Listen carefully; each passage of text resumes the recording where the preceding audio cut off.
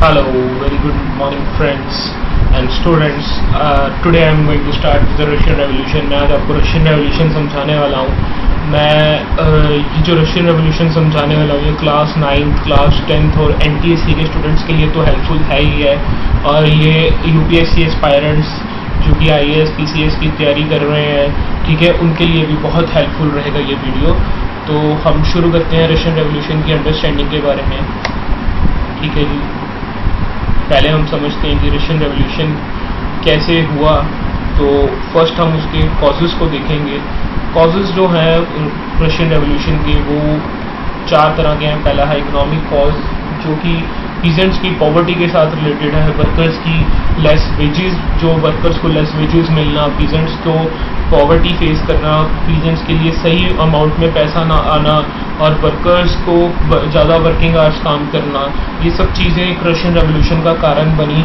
लोग वहाँ पे इतना अच्छे से डेवलप नहीं कर पाए, जो पीजेंट्स और वर्कर्स थे उनके पास पैसा भी बहुत कम था, तो जिसकी वजह से वहाँ पे रिवॉल्ट्स हुए। फिर सोशल कॉज अगर हम देखते हैं तो सोसाइटी वहाँ पे जो है क्लर्जी, नोबल्स और पीजेंट्स के बीच में डिवाइड हो चुकी थी, ठीक है। और क्लर्जी और नोबल्स जो वो सेक्टर थे जो काफ़ी प्रिविलेज थे, उनको सारे बेनिफिट्स मिलते थे सोसाइटी में, लैंड प्रॉपर्टी सब उनके पास थी, तो काफ़ी अच्छी और प्रिविलेज सोसाइटी थी वो लोगों की। फिर पॉलिटिकल कॉज अगर हम देखते हैं तो पॉलिटिकल कॉज रशिया की जो रूलर है, ऑटोक्रेट रूलर है, तानाशाह रूलर था जो सार निकोलस II, उसकी फिलॉसफीज और उसकी पॉलिसीज़ की वजह से रशिया में रिवोल्ट्स हुए। रशिया के लोग सार निकोलस II की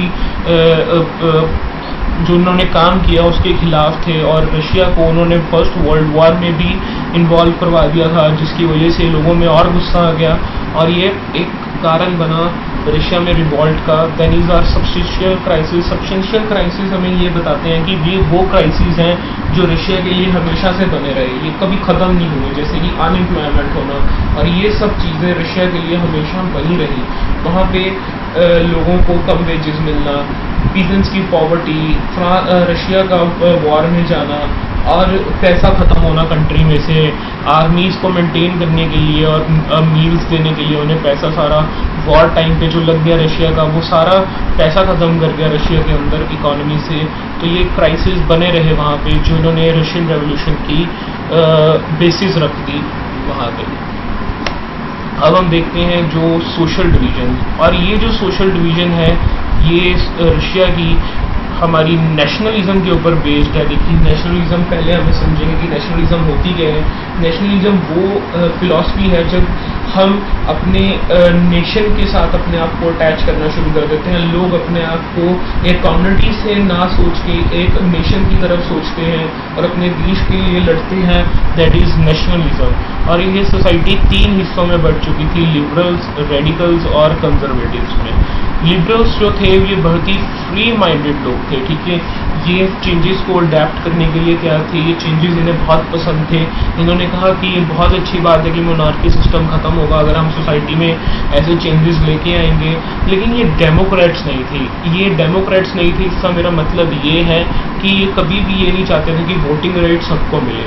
ये चाहते थे कि वोटिंग राइट जो है वो फ्यू हैंड्स में रहे। इनके अपोजिट थोड़े से हैं रेडिकल्स, जो कि वोटिंग राइट्स के लिए मांग कर रहे थे, ठीक है। इन्होंने कहा था कि वोटिंग राइट सबके लिए होने चाहिए, और इन्होंने वुमेंस के लिए जो सफ्रेज मूवमेंट्स लाई थी, जिसका मकसद था कि ये ऐसी मूवमेंट्स हों जो वुमेंस के राइट्स के लिए लड़ें, और ये काफ़ी इन्होंने वर्क किया वुमेंस के वोटिंग राइट के लिए।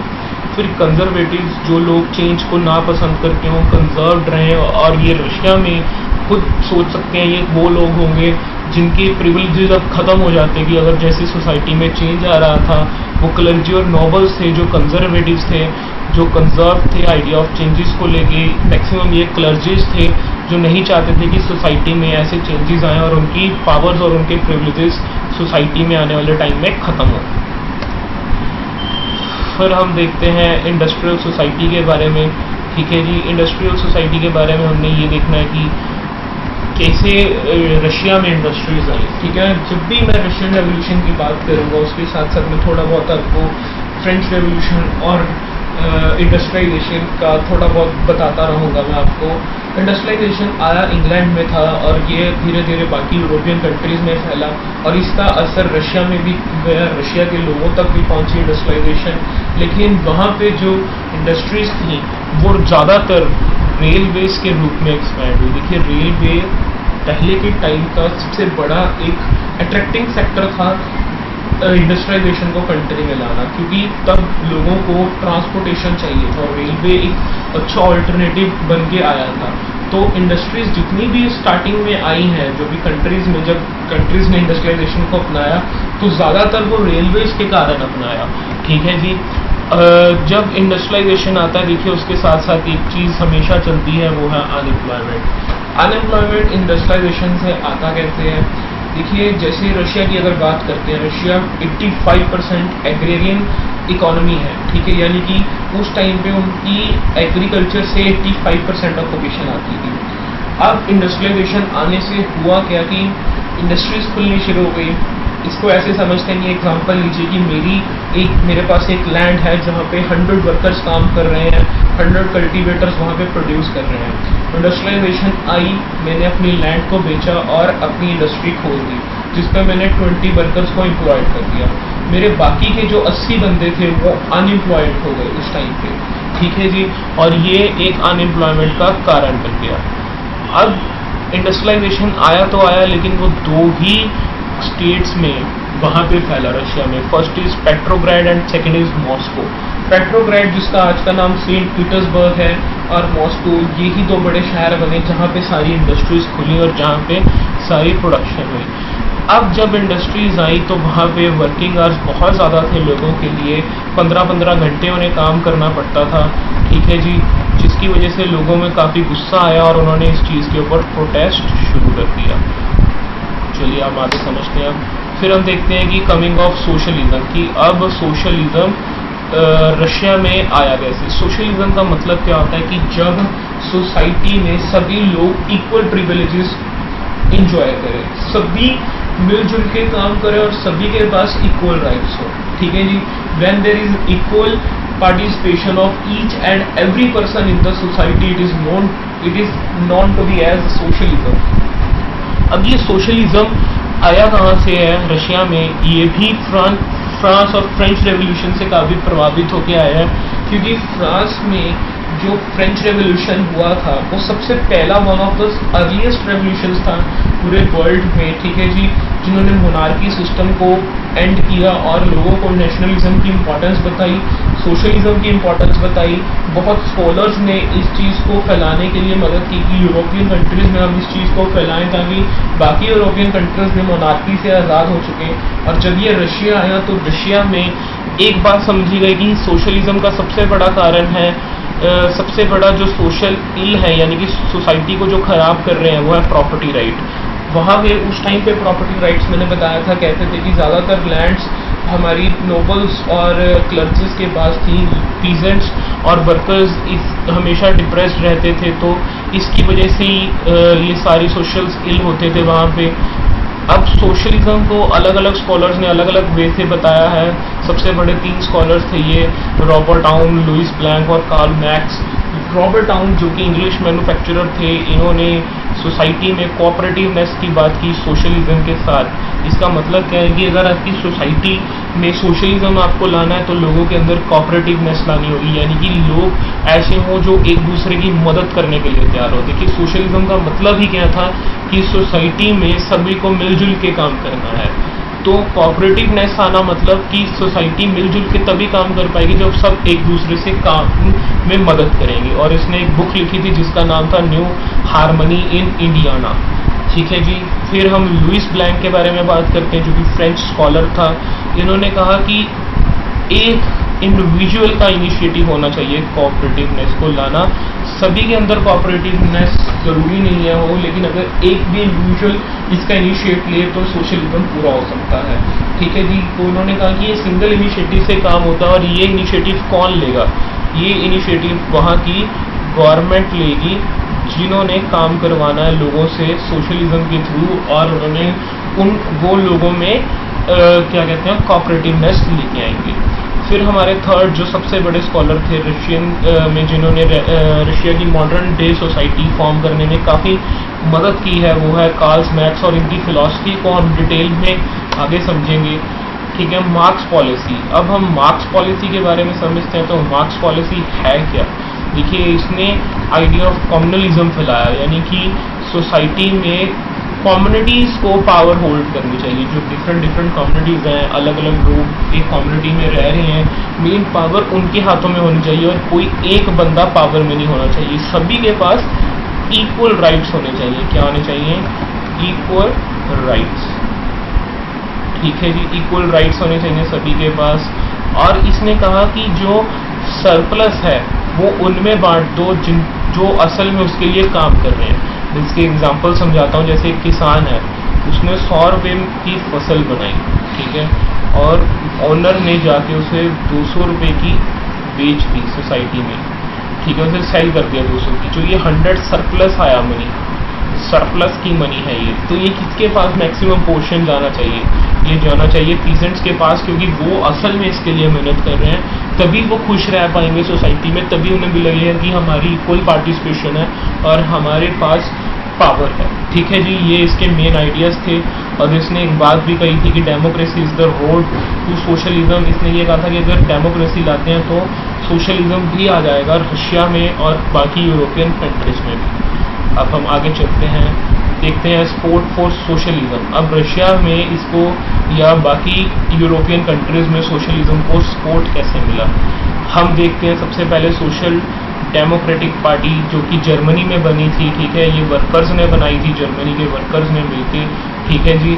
तो उन्होंने इस बात के लिए कहा था कि सोसाइटी में जो पावर्स हैं सभी के पास होनी चाहिए, ठीक है जी। फिर हमारी जो ब्रिटेन की है लेबर पार्टी आ जाती है, फिर सोशलिस्ट पार्टी फ्रांस की आ जाती है, ठीक है जी। देन सेकेंड इंटरनेशनल ये ग्रुप था जो 1870s में फॉर्म हुआ था, ये वर्कर्स ने बनाया था इंडस्ट्रीज के। सेकेंड इंटरनेशनल से इनका मतलब ये था कि हम एक ऐसी सोसाइटी बनाएंगे जो सोसाइटी चलती आ रही है शुरू से, क्लर्जीज और नोबल्स के हाथ में जो प्रिविलेजेस हैं उनको ख़त्म करने की सोसाइटी बनाएंगे हम, और पावर पीजेंट्स और वर्कर्स के हाथों में ज़्यादा आएगी। अब हम आगे चलते हैं तो हम बात करेंगे रशियन एम्पायर की और उनकी सोसाइटी की। रशियन एम्पायर एंड सोसाइटी के बारे में जब हम बात कर रहे हैं तो हम देखेंगे कि रशिया है तो उसमें क्या क्या चीज़ें इंक्लूड थी उस टाइम पे। रशिया में उस टाइम की Finland, Latvia, Lithuania, parts of lowland, Ukraine, Belarus, ये सब कंट्रीज उसके अंडर थी और ये पैसिफिक ओशन तक स्ट्रेच हो रही थी। और इसके अंदर सेंट्रल एशियन कंट्रीज जॉर्जिया और अजरबैजान भी थे, ठीक है जी। रशियन इकोनॉमी ज़्यादातर एग्रेरियन इकोनॉमी थी, ठीक है जी। ज़्यादातर रशिया का पैसा, जैसे मैंने पहले भी बताया कि एग्रीकल्चर से आता था, लोग एग्रीकल्चर से काफ़ी पैसा कमाते थे, वहाँ पे मेन ऑक्यूपेशन ही लोगों का एग्रीकल्चर था, ठीक है जी। फिर देखा मैंने बताया कि जैसे सोसाइटी में इंडस्ट्रियलाइजेशन आनी शुरू हो गई थी, ठीक है जी। इंडस्ट्रियलाइजेशन आते आते मैंने बताया कि एक चीज़ साथ चलती है, वो है अनएम्प्लॉयमेंट। रशिया में लेस वेजेस मिल रही थी लोगों को, वर्कर्स को, क्यों? क्योंकि जॉब्स लेने वाले बहुत थे और इंडस्ट्रीज बहुत ही कम थी, जिसकी वजह से जो इंडस्ट्रियलिस्ट थे वो वर्कर्स को कम पैसों में रखते थे, ठीक है, जिसका इन्होंने फ़ायदा उठाया हालातों का वहाँ पे और ज़्यादा वर्किंग आवर्स भी काम करवाया लोगों से।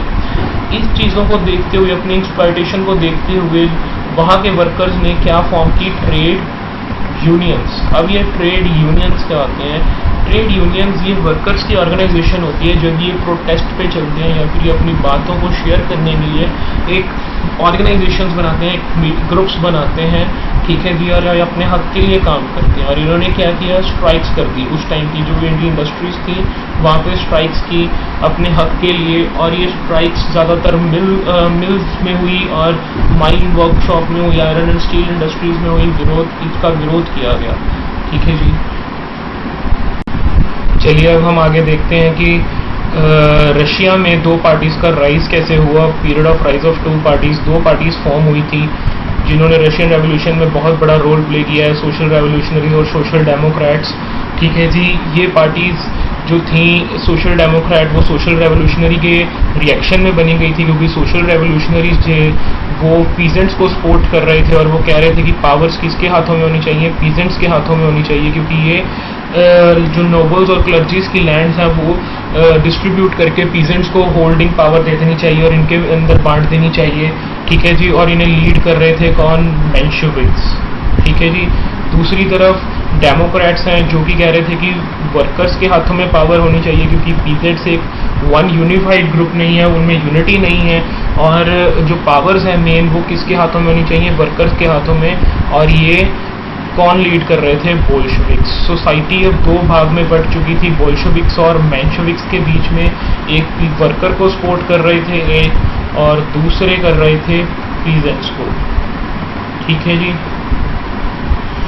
अब हम आगे चलते हैं। फिर आता है ब्लडी संडे ऑफ रशिया, ठीक है जी। ब्लडी संडे ऑफ रशिया के जो कारक थे वो ये था कि जो रियल वेजेस थे जो वर्कर्स को मिलते थे वो बहुत ही ज़्यादा फॉल कर चुके थे, बहुत ही कम वेजेस अब देनी शुरू हो चुकी थी, जिससे वर्कर्स अपनी नेसेसिटीज़ को भी पूरा नहीं कर पा रहे थे। तो उनके अंदर ये बहुत ही एजिटेशन आ चुका था इसको लेके।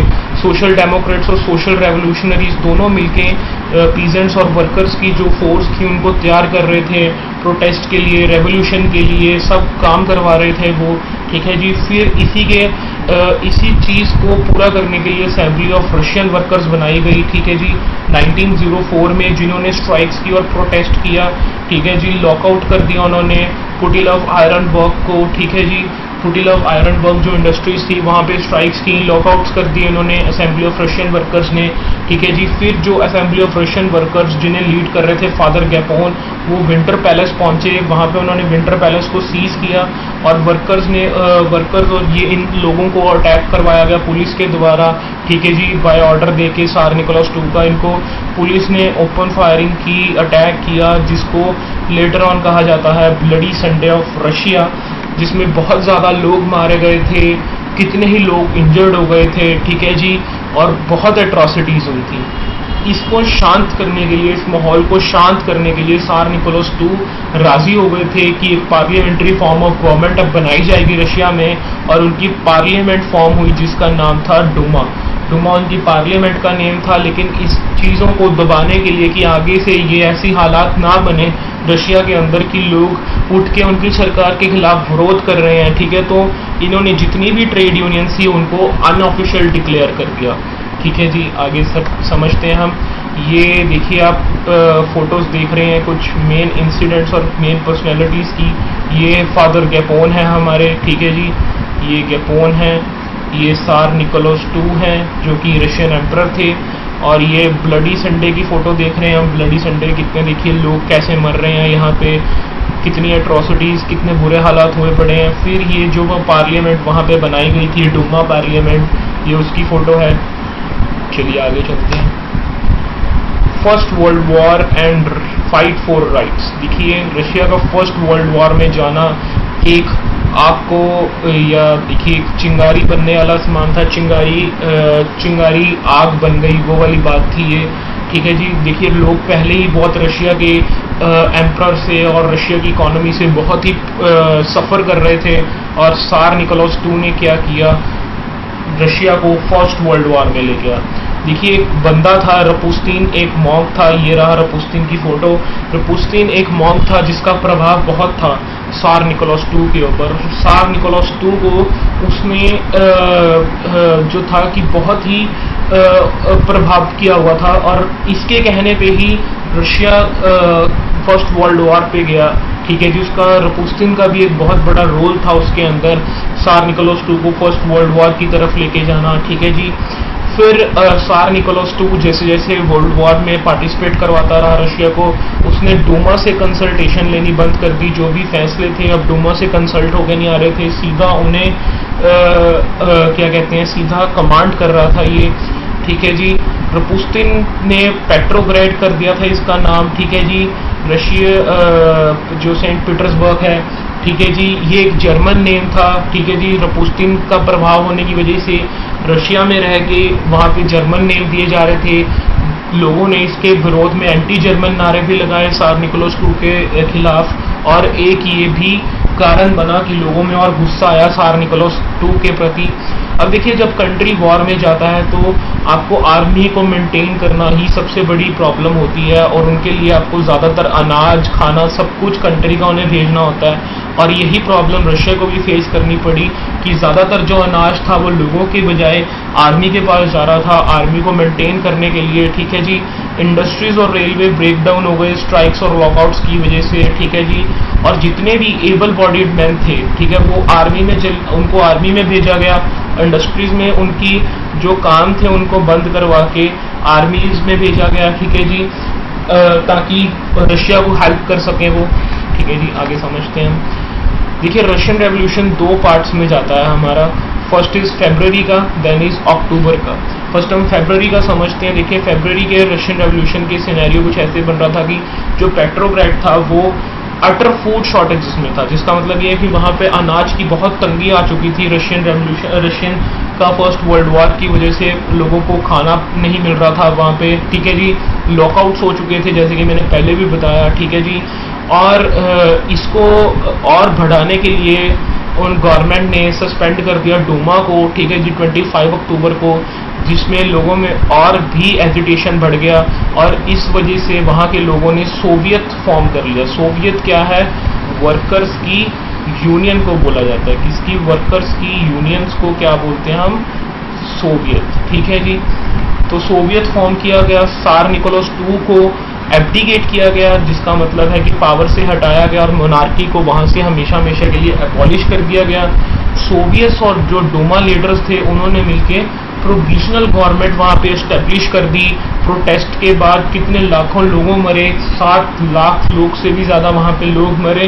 ये सब होने के बाद वहां पे प्रोविजनल गवर्नमेंट आई और उन्होंने कहा कि रशिया का आज से फ्यूचर एक कॉन्स्टिट्यूएंट असेंबली से डिसाइड होगा और वहाँ पे रेगुलर इलेक्शंस होंगे और जो इलेक्शंस किसको फॉलो करेंगे? एडल्ट सफरेज को। ठीक है जी, रशियन रेवोल्यूशन था फरवरी का। उसके बाद मेंशेविक्स पावर में आ गए थे। ठीक है जी, जो जिन्होंने गवर्नमेंट बनाई थी और इलेक्शंस के बाद वो मेंशेविक सेक्शन था सोसाइटी का जो कि पीजेंट्स को सपोर्ट करता था। ठीक है जी, तो मेंशेविक्स पावर में आए। उसके बाद लेनिन जो कि एग्जाइल पे था कंट्री से। ठीक है जी, लेनिन की वापसी हो गई रशिया में आ गया वापस और उसने अपना आते सारी अप्रैल थीसिस दिया। इसका मतलब, इसके कहने का मतलब ये था, इस अप्रैल में इसने ये बातें कही थी कि अब इसने अपने स्टैंड से कहा कि अब इसने स्टैंड बदल लिया। इसने कहा कि वर्कर्स के हाथ में नहीं, पीजेंट्स के हाथ में ही पावर होनी चाहिए। इसने पीजेंट्स को सपोर्ट किया। प्लस इसने ये कहा कि हमारी पार्टी का नाम चेंज हो गया, अब कम्युनिस्ट पार्टी हो जाएगा। थर्ड, इसने ये कहा कि नेशनलाइज्ड बैंक होनी चाहिए अब कंट्री के अंदर। ये जो अप्रैल थीसिस था ये खुद की उसकी पार्टी में अच्छे से नहीं गया था। बोल्शेविक्स बड़े शॉक में थे इसकी बात से। ठीक है जी, उनका रिएक्शन ठीक नहीं था। लेकिन जैसे जैसे टाइम थोड़ा आगे स्पेंड होता रहा कि देखा उन्होंने कि मेंशेविक्स सही से काम नहीं कर रहे हैं। जैसे कि मेंशेविक्स ने वादा किया था कि वो रशिया को फर्स्ट वर्ल्ड वॉर से वापस ले आएंगे और वो रशिया को उनकी पार्टिसिपेशन को कैंसिल कर देंगे, लेकिन वो उन्होंने किया नहीं। तो बोल्शेविक्स ने अपनी डिमांड बढ़ाई और बोल्शेविक्स ने लेनिन का साथ दिया और उन्होंने कहा कि अब पावर को सीजर कर लेते हैं, यानी कि जो भी मेंशेविक्स की पावर है अब सब उसको ले लेते हैं। और इस हालातों को देखते हुए 24 अक्टूबर को जो वहाँ के प्राइम मिनिस्टर थे केरेंस्की, उन्होंने सिटी को ट्रूप्स के हवाले छोड़ दिया। दंगे फसाद के हालातों में छोड़ के वहाँ से वो चले गए। ठीक है जी, बोल्शेविक्स जिन्होंने ओवर पार कर लिया था वहाँ की सिचुएशन को अपनी आर्मी के थ्रू, इनकी आर्मी को रेड आर्मी कहा जाता था। ठीक है जी, अब बोल्शेविक्स में क्या था कि बोल्शेविक्स ने जो आर्मी बनाई थी वो एक उनके ही लोग थे जो थोड़े बहुत वेपन्स चलाने आते थे, जिन्हें थोड़ी बहुत गोलीबारी चलानी आती थी और उन्हें क्या बोला जाता था? उन्हें मिलिटिया बोला जाता था। ठीक है जी, हम उन्हें मिलिटिया बोलते हैं।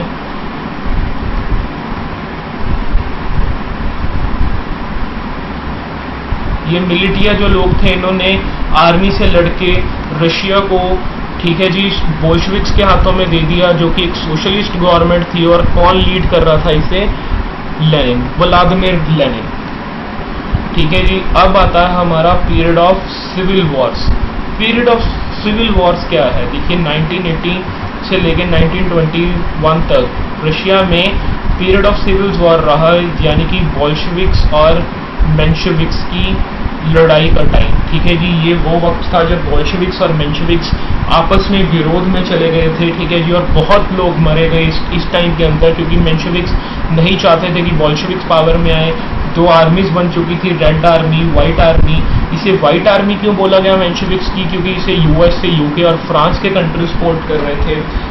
इनका सपोर्ट करने का रीज़न ये था, वो नहीं चाहते थे कि वहाँ से सोशलिस्ट गवर्नमेंट शुरू हो रशिया में, ठीक है, कम्युनलिस्ट सोसाइटी ना बने, ताकि इसका प्रभाव दूसरे हमारे यूरोपियन कंट्रीज़ में भी पड़ेगा और मोनार्की सिस्टम वहाँ का भी ख़त्म होगा, सोशलिस्ट सोसाइटीज़ वहाँ पे भी फॉर्म हो जाएंगी। इसके फियर में उन्होंने मेंशेविक्स का सपोर्ट दिया, लेकिन रेड आर्मी वहाँ पे जीती।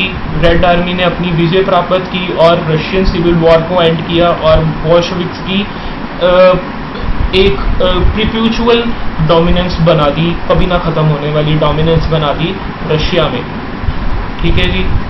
अब हम आगे चलते हैं, फिर हम देखते हैं स्टालिन और उसकी कलेक्टिविज्म का आइडिया। स्टालिन व्लादिमीर लेनिन के डेथ के बाद पावर में आया था, बहुत ही महान रूलर रहे हैं ये। इन्होंने आइडिया दिया था कलेक्टिविज्म का। देखिए, इन्होंने फर्स्ट टाइम ये बात उठाई थी कि अगर आप लैंड को डिवाइड कर रहे हैं छोटे छोटे क्लास में लोगों के अंदर, तो इससे एक प्रॉब्लम आ रही है कि वहाँ के जो क्लास के लोग हैं वो अच्छे से काम नहीं कर पा रहे हैं, क्योंकि उनके पास एक बहुत छोटा सा पीस ऑफ लैंड है, उनको अच्छे से प्रोड्यूस नहीं कर पा रहे हैं। अगर आपको अपनी कंट्री के लिए प्रोडक्शन अच्छी चाहिए तो आपको एक पीस ऑफ लैंड को थोड़ा एक्सपैंड करना होगा, स्मॉल से थोड़ा बिग स्केल पे लेके जाना होगा, और ये कुछ ग्रुप ऑफ पीपल मिलके इकट्ठे हेल्प करें, यानी कि कुछ लोग मिलजुल के एक पीस ऑफ लैंड को होल्ड करें और वो अच्छे से प्रोड्यूस कर पाएंगे, ठीक है जी। अब इसने एक और बात बहुत अच्छे से बताई थी, वो थी 5 ईयर इकोनॉमिक प्लान, ठीक है जी। ये इकोनॉमिक प्लान जो 5 ईयर था, ये फर्स्ट टाइम इस बंदे ने शुरू किया था। इसने कहा कि आज से हम रशिया की इकोनॉमी को 5 ईयर से प्लान किया करेंगे कि इस 5 सालों का क्या टारगेट रहेगा, अगले 5 सालों का क्या टारगेट रहेगा। ये एक मेन रीज़न था इसकी इकोनॉमिक एफिशिएंसी का, ठीक है जी। और ये आइडियाज़ हमने देखा कि जैसे हमारा कंट्री आज का इंडिया यही आइडिया को फॉलो करता है, ठीक है ना जी। तो 5 ईयर इकोनॉमिक प्लान्स की शुरुआत यहीं से हुई, यानी कि इसके पीरियड में रशिया की बहुत एक्सपेंशन हुई एज ए इकोनॉमिकली काफ़ी डेवलप हुआ स्टालिन के पीरियड में रशिया, ठीक है जी। Thanks a lot for today's lecture. मैं थोड़ा रेगुलर अपडेट करता रहूँगा, हर एस्पेक्ट को कवर करने की कोशिश करूँगा, हर चैप्टर से रिलेटेड। मेरा आपसे ये प्रॉमिस है कि मैं जितने भी क्वालिटी लेक्चर लाऊंगा, जितने भी लेक्चर लाऊंगा, I hope you will like this video.